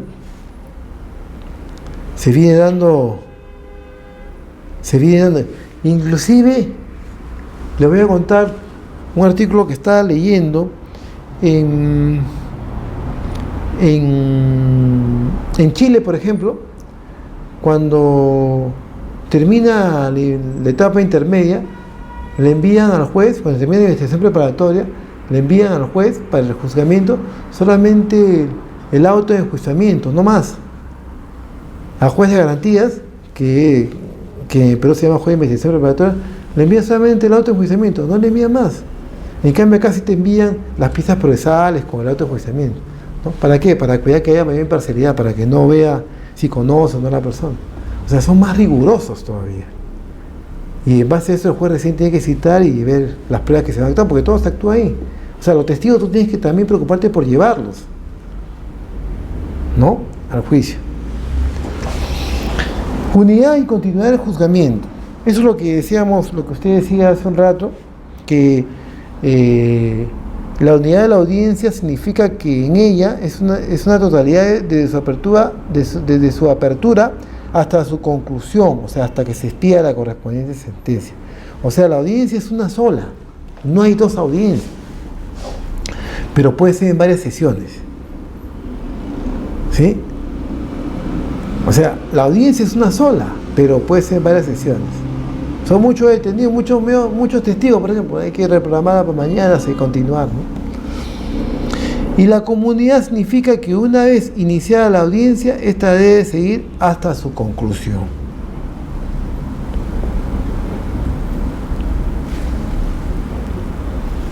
Esta debe seguir hasta su conclusión.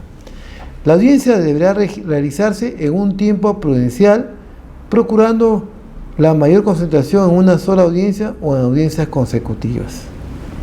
Claro, o sea, la idea es que tú termines en un solo acto, pero a veces por la recargada de labores, de acuerdo a los testigos o a las pruebas que se están actuando, tú puedes diferir para continuarla, ¿no?, en otra sesión. Ahora, es bueno tocar ese tema porque en los delitos de corrupción de funcionarios se aplica el proceso común que ya hemos visto en el Código Procesal Penal. Pero el Ejecutivo dio un decreto legislativo, el 1194, donde establecía un proceso inmediato en los delitos de fragancia, ¿no? Entonces, este proceso es un proceso especial, pero también se viene aplicando en el delito de corrupción de funcionarios. Entonces, es bueno tocarlo. Es así que, ¿por qué es bueno tocarlo? Porque este procedimiento, como su propio nombre lo indica, es un proceso rápido, veloz, ¿no?, que no demora mucho. Una vez que... ¿Qué cosa quiere decir en fragancia? O sea, cuando el delincuente o el agente es agarrado justamente al momento de cometer el delito. O acaba de cometer el delito y ahí también lo chapa. O es atrapado dentro de las 24 horas de que cometió el delito, ¿no? Entonces, esa es la fragancia. El mismo código lo señala. Entonces, cuando es agarrado, como dicen popularmente, con las manos en la masa, podemos hablar de un delito de flagrancia. En ese caso, ¿qué dice este decreto legislativo? Que se va a aplicar un proceso inmediato, rápido, veloz, ¿no?, con el fin de darle solución al problema. ¿Y qué dice? Una vez que lo agarras, ¿no?, dentro de 72 horas, dentro de las 48 horas siguientes, ya. O sea, una vez que lo coges, tú tienes que ponerlo a disposición del fiscal al término de 24 horas, ¿correcto? Y el fiscal, dentro de las 48, y tú lo agarras, la policía la coja, dentro de 24 horas lo pone el fiscal. El fiscal le solicita al juez una audiencia para ver si inicia o no el procedimiento inmediato contra el agente. Y el juez tiene que convocar una audiencia dentro de las 48 horas siguientes. ¿Es el caso que se ha visto de la policía que un comando haga estar en un Claro, claro, porque ¿El ¿cuál? El Caraballo Verde fue, ¿no? Yo vi un... El denunció, creo, a la fiscal. Porque no había cumplido, faltaba 5 minutos, que lo dejó libre a los capturados. Es que no cumplió con el plazo, pues. No, pero es otra cosa. Es otra cosa. No sé. La policía tiene 24 horas. Claro, o sea, mire, en el proceso inmediato, ¿cómo es? Captura. Ese es a nivel PNP. La captura, la PNP, ¿no? La PNP captura. De ahí tiene 24 horas para que pase al fiscal. ¿Y el fiscal? ¿No? El fiscal en ese momento, inmediatamente. ¿Con el o cómo? No, en ese momento, ese mismo día solicita al juez. Cuando llega, o sea, acá hay un día ya. Y el fiscal en ese momento solicita al juez una audiencia. Una audiencia para el inicio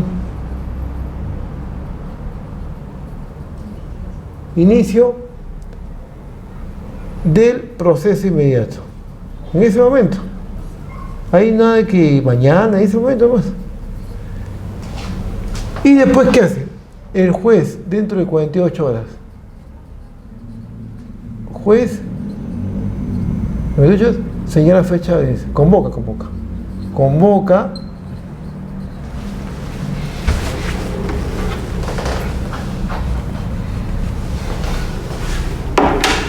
El juez convoca a una audiencia.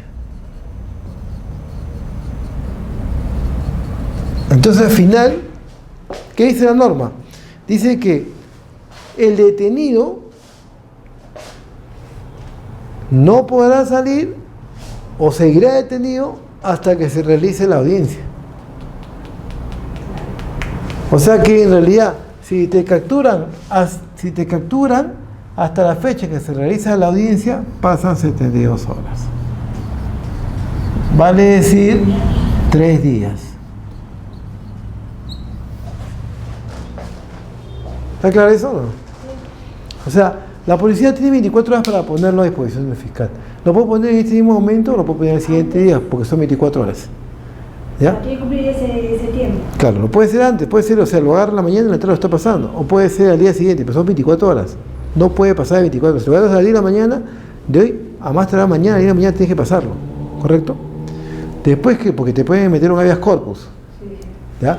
Entonces, una vez que captura la policía, lo pone en posición de fiscal. El fiscal en ese mismo momento agarra y le pide, le solicita al juez de investigación preparatoria la audiencia para ver si inicia o no el procedimiento inmediato contra la persona que está detenida, ¿no?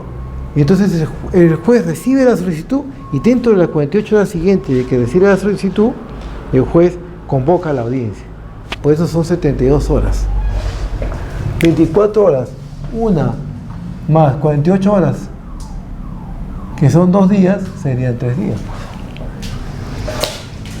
¿No? O sea, 3 días va a pasar detenido el agente. ¿Por qué? Llega ¿cómo se llama? Llega a la audiencia, el detenido, y en esa misma audiencia el fiscal solicita la medida de coerción de detención preventiva. De prisión preventiva, perdón. ¿No? Y el juez va a decir, ¿le da o no le da? La prisión preventiva puede ser hasta 9 meses también. A uno le dan 2 meses, 4 meses, 5 meses. Y si no, le da comparecencia. Entonces ahí el juez resuelve si le va a dar prisión preventiva, porque el mismo juez, el mismo fiscal, cuando solicita la incoación del proceso inmediato, también solicita la prisión preventiva. Y entonces en esa misma audiencia se va a determinar, si, escuchando las partes, si el juez le da la detención preventiva mientras que dure la investigación, o en todo caso le puede cambiar por comparecencia, ¿no? La norma señala que puede ser hasta 9 meses de prisión preventiva. Antiguamente había problemas porque a veces unos jueces le dan 4 meses, por ejemplo, de prisión preventiva, ¿no? O 6 meses. ¿Y qué hacían? Y la investigación seguía, todavía no terminaba. Y entonces los abogados de los presos pedían al juez que le levante la prisión preventiva porque ya había pasado los 4 meses. Y los jueces decían, un momentito, señor, la norma dice que son hasta 9 meses, tiene que pasar 9 meses. Yo no le puedo levantar la medida, pero eso ya zanjó, eso ya se estableció. Hay una jurisprudencia que ya estableció que es hasta 9 meses y debe entenderse que no puede tú esperar, si le dan 2 o 3 meses de prisión preventiva, en esos meses nomás debe estar detenido, no puede excederse, porque ahí sí podría haber un habeas corpus, ¿no? O podría en todo caso demandar, claro, podría interponer un habeas corpus. Doctor, en ese caso el fiscal en proceso inmediato, ¿qué? ¿Da un informe, un dictamen, algo? No. ¿Al juez? No, solamente le solicita al juez, hace un requisito. El oficio manda así de... O sea, una vez que llega el atestado, pues acompaña todo eso, ¿no? Acompaña todo eso y lo manda al juez. O sea, que ahí la policía tiene que ser rápido. Rápido. No puede estar detenido más de 24 horas, pues no te ponen habeas corpus.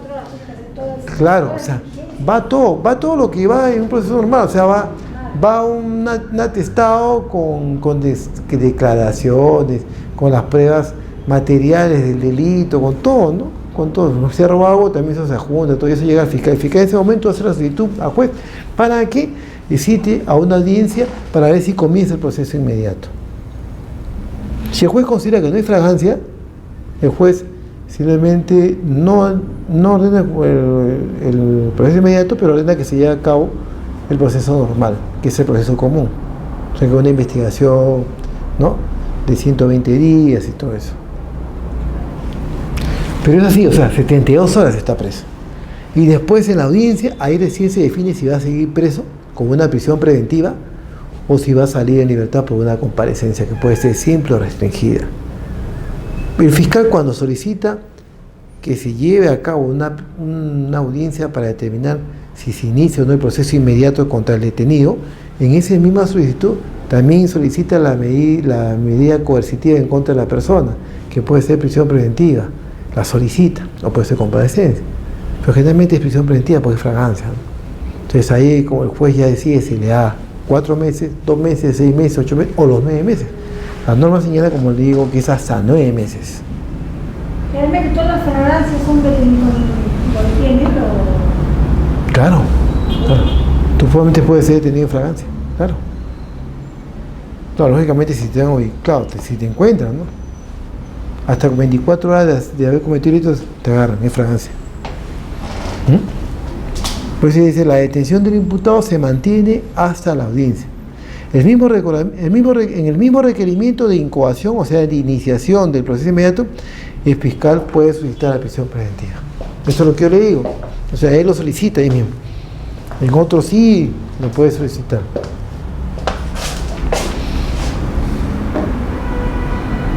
¿Sí? ¿Está claro esto? Sí, ¿no?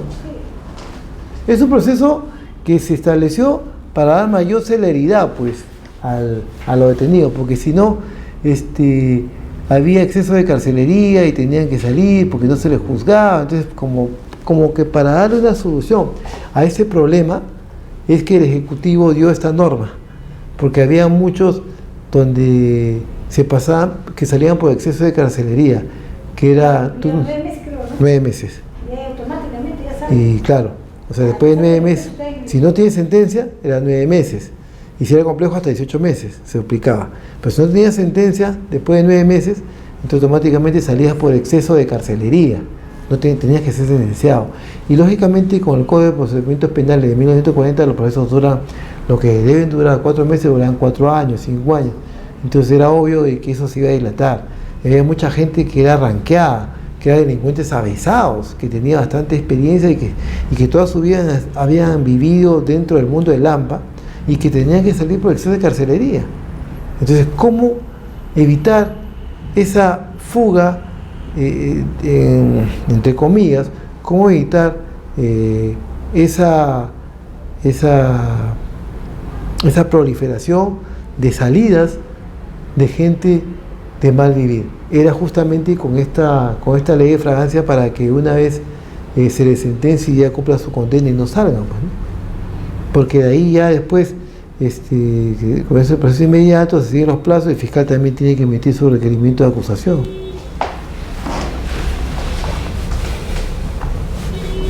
Esto también se aplica para lo que es violencia y resistencia a la autoridad, o sea, para lo que es cuando tú manejas en estado de ebriedad. O sea, es recomendable tampoco no manejar, si vas a tomar, dejar tu carro. Y también cuando tú de cualquier manera, mediante violencia o amenaza, de cualquier manera, impides que el policía ejerza su labor, lo que le pasó a la chica que le estoy contando en el aeropuerto. Pero ahí nosotros, los penalistas, tenemos algunos reparos, ¿ah? ¿Por qué? Porque la norma es de 8 a 12 años, por eso es que la meten presa la chica. Pero a la chica le pusieron 6 porque hubo un acuerdo reparatorio y se acogió la terminación anticipada y se le redució la tercera parte de la pena, que era 12 años, ¿no? Entonces, nosotros tenemos estos reparos, ¿por qué? Porque en ese delito de cuando tú impides, por qué medio, violencia, amenaza, que el funcionario público ejerza su función, es de 8 a 12 años, ¿correcto? Pero, por ejemplo, en otro delito que tiene mayor relevancia penal, porque se atenta contra la vida humana, estoy hablando del delito de homicidio, artículo 106 del Código Penal, ahí la pena máxima es 6 años. Entonces, entra en discusión cuál es el bien jurídico protegido de mayor trascendencia o de mayor valor, la vida o que tú impidas que el funcionario ejerza una función. la vida, pues. Entonces, yo creo particularmente que debe haber una regulación respecto a ese artículo, o sea, que debe haber una modificación, y en todo caso establecer algunos casos, pero más puntuales, ¿no? Porque la vez pasada también vi un reportaje de que un señor, por ponerle el dedo a un policía, también lo estaban procesando. O sea, puede haber excesos también. Entonces había que regular bien ese artículo, o modificarlo de otra manera que se entienda mejor, o que esté en concordancia también con el bien jurídico protegido de la vida, ¿no? Claro que a la policía también es cierto que la gente le falta de respeto siempre, porque la gente es así, me ama creer cuando toma, ¿no? Y algunos abogados inclusive se podían creer con los policías no le hacían nada, pues es abogado, ¿no? Pero yo considero que ese artículo debe ser revisado y debe ser modificado, ¿no? Por las razones que ya les he expuesto.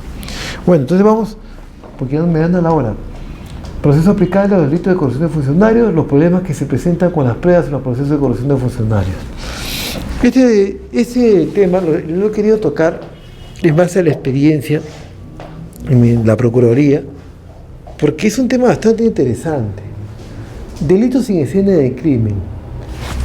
Este es uno de los problemas que se presenta porque como generalmente los funcionarios públicos que cometen los delitos tratan de no ser descubiertos, entonces siempre se van moviendo de un lugar a otro.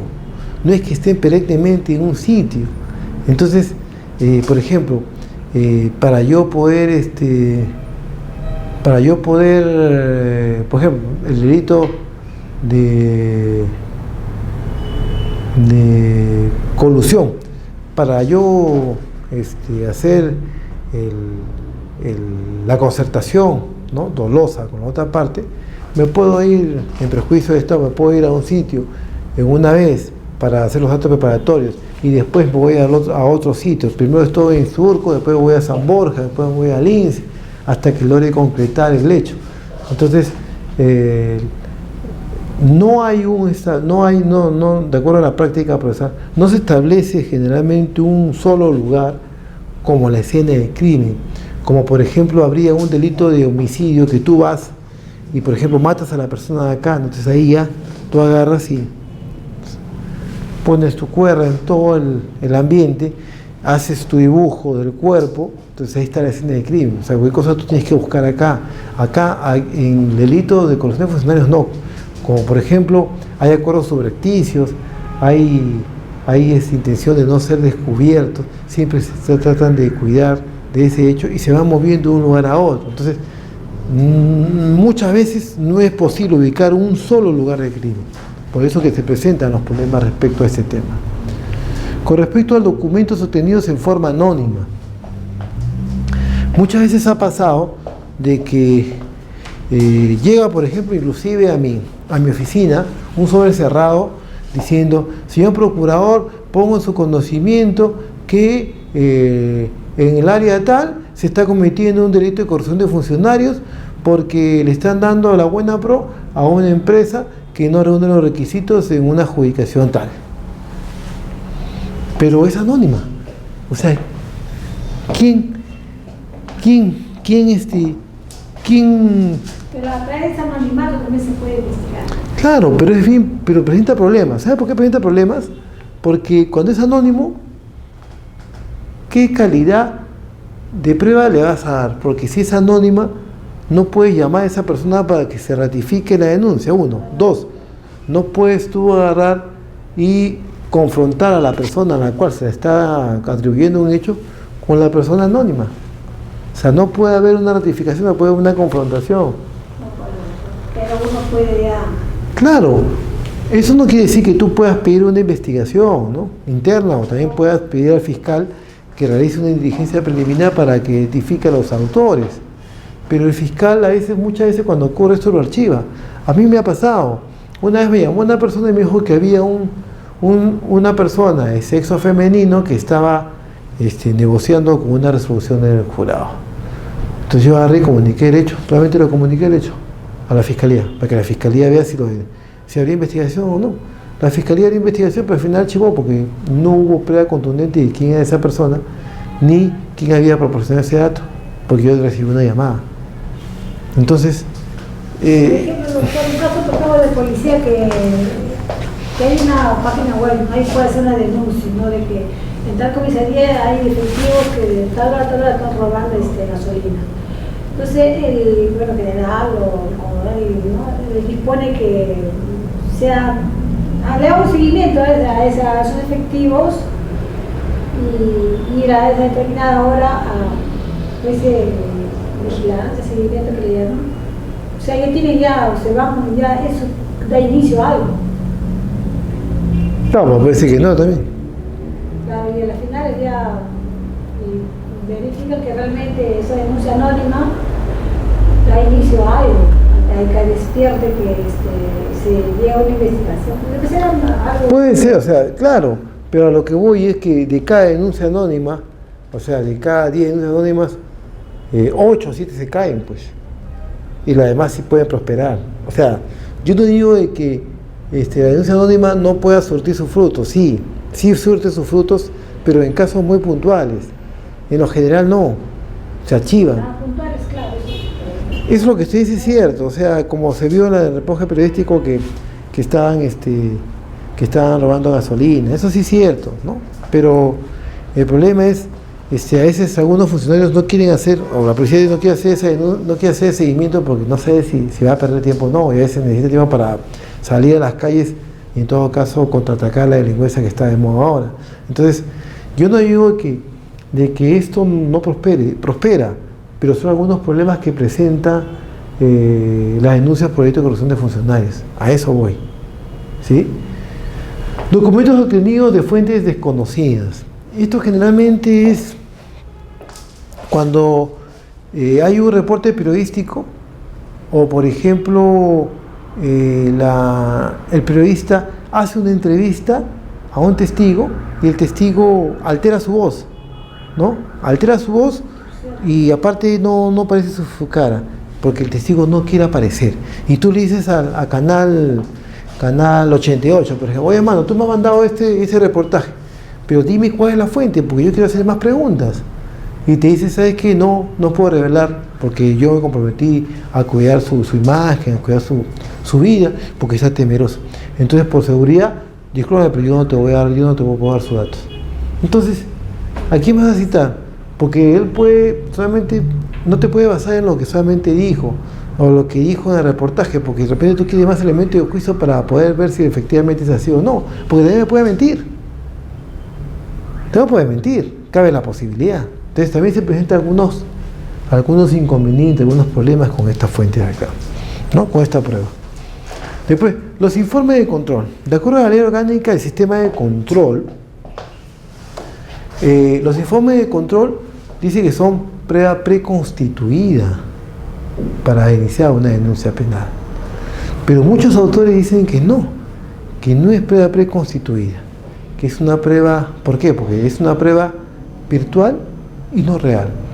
Porque dice que esa prueba preconstituida tiene que ser inamovible, o sea, tiene que ser una prueba ya definida, y que muchos informes de control a veces necesitan ser complementados por otros, ¿no? Con fecha posterior, porque al momento que se dieron ya prácticamente no tenían todos los elementos de juicio para poder emitir ese informe.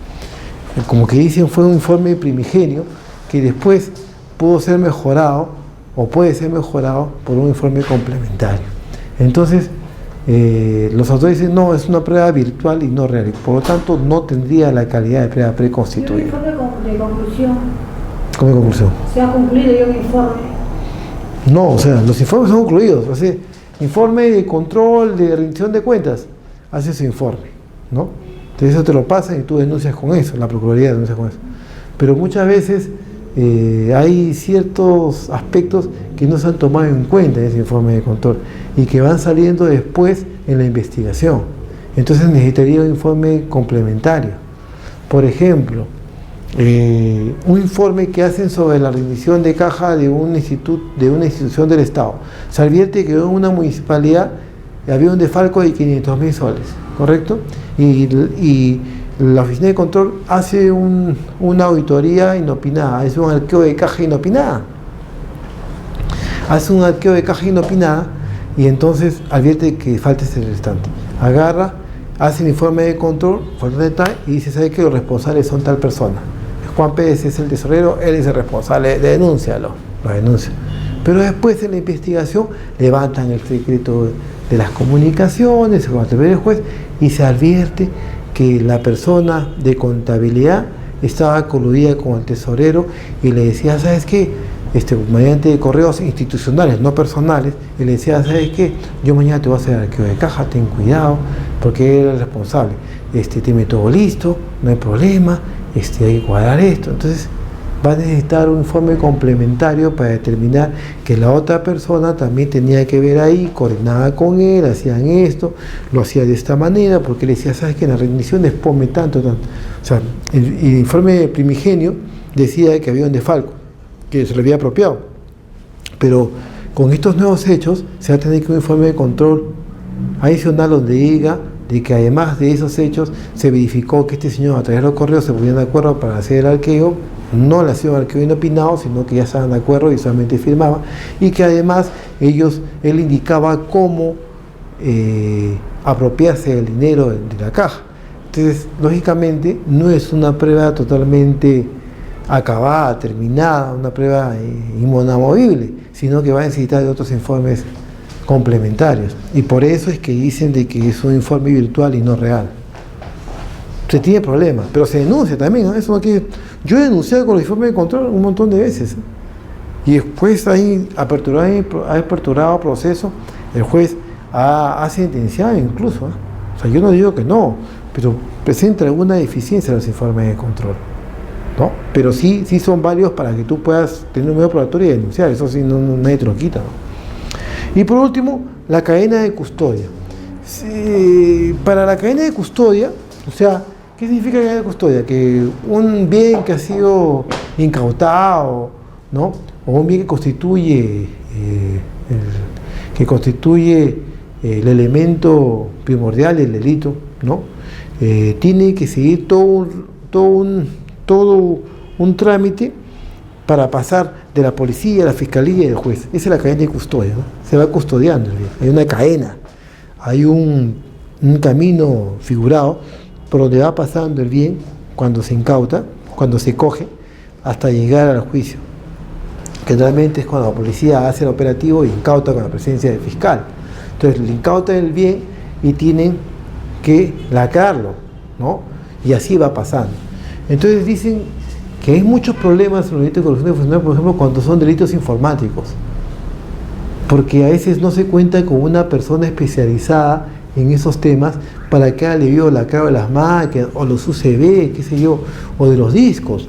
No sé, yo vi un reportaje la vez pasada, hace años, que se habían perdido unos discos que habían sido lacrados, que habían sido adjuntados como medios probatorios según la investigación. O sea, mira, ¿dónde queda la cadena de custodia? ¿No? O puede ser también que por ahí alguien le diga a un efectivo, pues se me ocurre, ¿no? Le puede decir a una persona que esté, oye, hermano, ¿sabes qué? Esa prueba no la incluya, ¿no? Podría ser. O sea, todo es posible. Pero entonces, siempre hay problemas con la cadena de custodia en cuanto a los bienes incautados. Ahí, ¿se acuerda? Ya, ¿ves? Entonces, no una adecuada cadena de custodia, ¿no? Pero también los informes contables. Muchas veces los informes contables no son los libros, o no son terminados adecuadamente y no son registrados adecuadamente por un perito contable, sino por otro. Entonces siempre hay problemas con la cadena de custodia. Entonces hay que tener bastante cuidado con los elementos o las pruebas que son incautadas en una intervención y que tienen que seguir el trámite regular que establece el reglamento de la cadena de custodia del Ministerio Público para que lleguen sanos y salvos al juez o al juzgamiento y así poder ser tomados en cuenta en su totalidad respecto al delito que se está investigando.